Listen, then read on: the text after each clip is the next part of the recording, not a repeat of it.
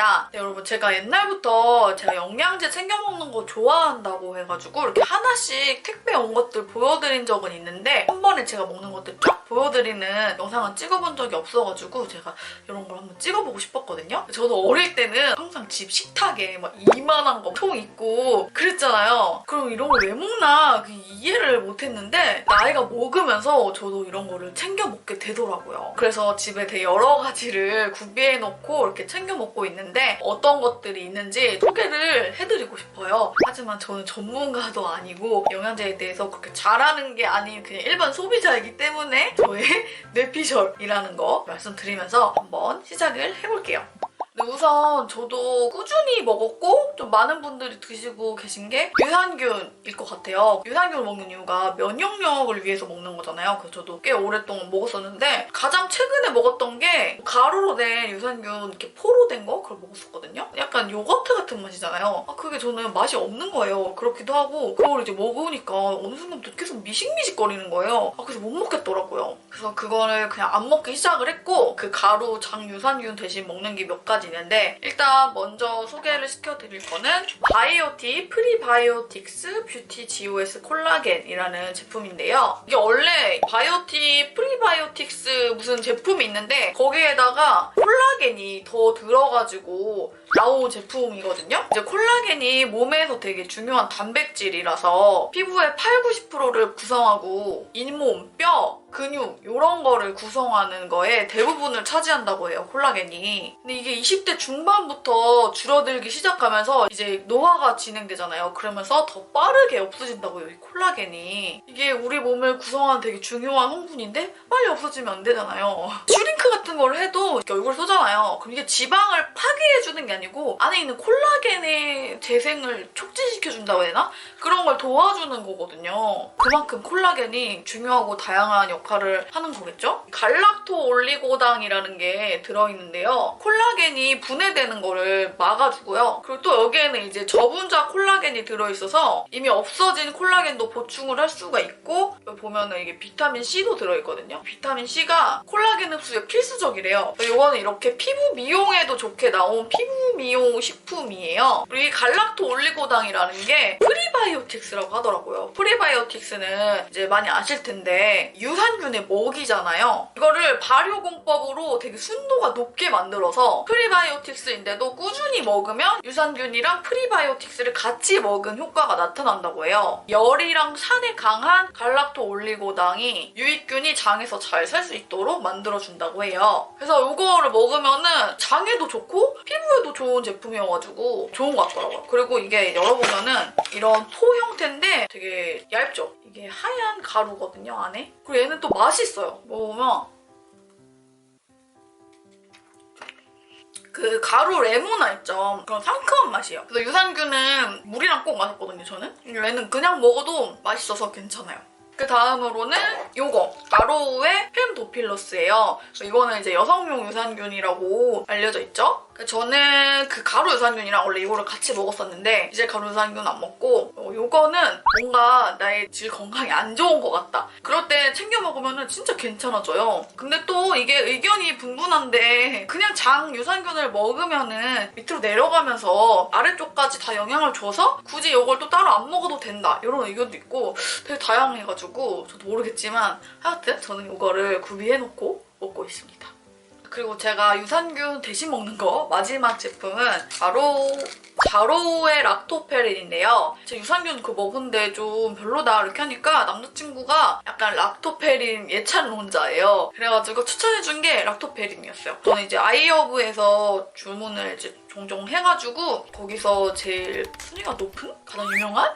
락토페린이 자로우 락토페린이었거든요. 그래서 제가 이걸 찍으려고 좀 락토페린에 대해서 좀 찾아봤거든요. 락토페린이라는 게 우유랑 체액에서 발견되는 자연 발생 단백질이라고 해요. 그래서 면역 체계에 강력한 항균 제고 조절제라고 하는데요. 출산 직후에 분비되는 사람과 젖소의 초유에 가장 많이 들어있다고 해요. 그래서 면역력을 높이는 데 많이 이용이 되고 현재는 우유에서 이렇게 추출하는 방법을 사용한다고 해요. 그리고 다음으로 기본 영양제는 바로 이것들이죠. 비타민과 오메가3인데요. 일단 비타민은 요거를 먹고 있어요. 요거는 지인분께 선물 받아서 먹고 있는 건데 비타캡 G라는 제품인데 멀티비타민이라고 쓰여 있거든요. 그래서 이걸 먹고 있어요. 정보가 안 나와서 이거에 대한 정확한 정보는 모르겠지만 여튼 이걸 먹고 있습니다. 그리고 오메가3는 이것도 그냥 아이허브에서 주문을 했던 거예요. 오메가3는 이런 식으로 다 이렇게 커가지고 먹기가 조금 힘들긴 하지만 그래도 먹고 있어요. 제가 오메가3를 먹는 이유는 저 같은 경우에는 하루 종일 컴퓨터 보니까 눈이 되게 아파요. 뻑뻑하고 이걸 챙겨 먹기 시작하면 좀 괜찮아지고 그렇더라고요. 저는 원래 눈에 좋다는 루테인을 먹었었는데 또 루테인은 또 뭐에 안 좋다 뭐 이런 말들이 있길래 또 무서워서 오메가3로 먹고 있습니다. 그 다음으로 제가 또 먹는 제품은 간이라고 쓰여 있는데 이런 식으로 포장이 된 제품이고요. 이거는 밀크시슬입니다. 이제 영양제 좀 관심 있는 분들은 다 아실 텐데 이제 밀크시슬이 간에 좋은 영양제라고 알려져 있죠.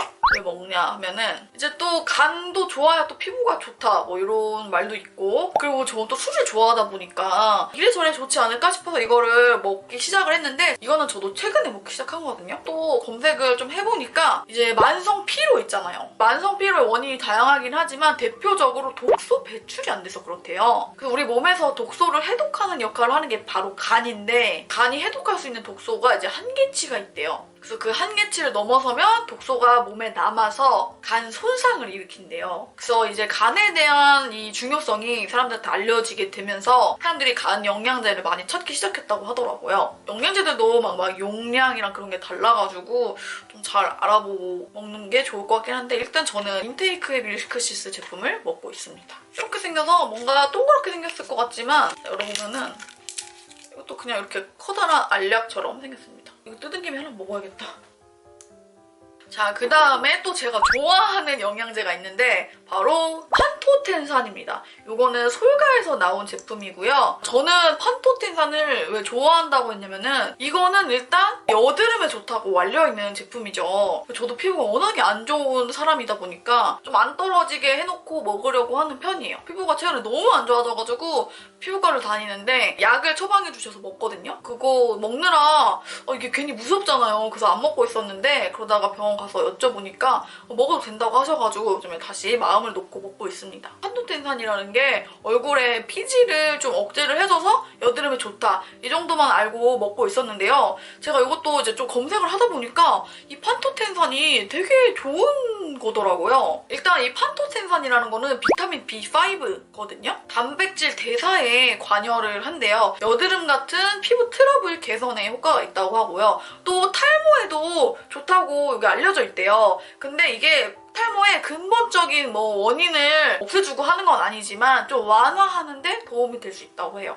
이게 좀 지방을 사라지게 해줘서 피지 같은 걸로 축적되는 양이 줄어들게 해주는 거라고 하더라고요. 그리고 저는 이런 피부 이런 데만 효과 있는 걸로 알았다고 했잖아요. 근데 이게 또 찾아보니까 사람이 몸이 좀 적재적소에 호르몬이 이렇게 분비가 돼야 되잖아요. 호르몬 분비도 잘 되게 해준다고 하더라고요. 그리고 항염 효과도 있다고 합니다. 그리고 또 좋은 게 원래 모든 영양제들은 좀 부작용도 있고 하잖아요. 근데 얘는 부작용도 크게 없대요. 그래서 이거는 이제 저희 같은 좀 피부 트러블 심한 사람들은 진짜 좀 절박하잖아요. 하루에 하나 먹으라고 돼 있거든요. 근데 이게 수용성? 그런 말이 쓰더라고요. 수용성이라서 하루에 여러 개를 먹어도 상관이 없다고 알려져 있거든요. 실제로도 그렇다고 하고요. 그래서 이제 여러 개를 먹는 경우가 많은데 근데도 부작용이 크게 없다고 하더라고요. 네, 그리고 이제 마지막으로 보여드릴 제품들은 요즘 슬림온 제품들이고 뿔이 너무 귀여운 손으로 된 제품들인데 슬림온 가르시니아 다이어트 그리고 이거는 슬림온 녹차 카테킨 다이어트 제품으로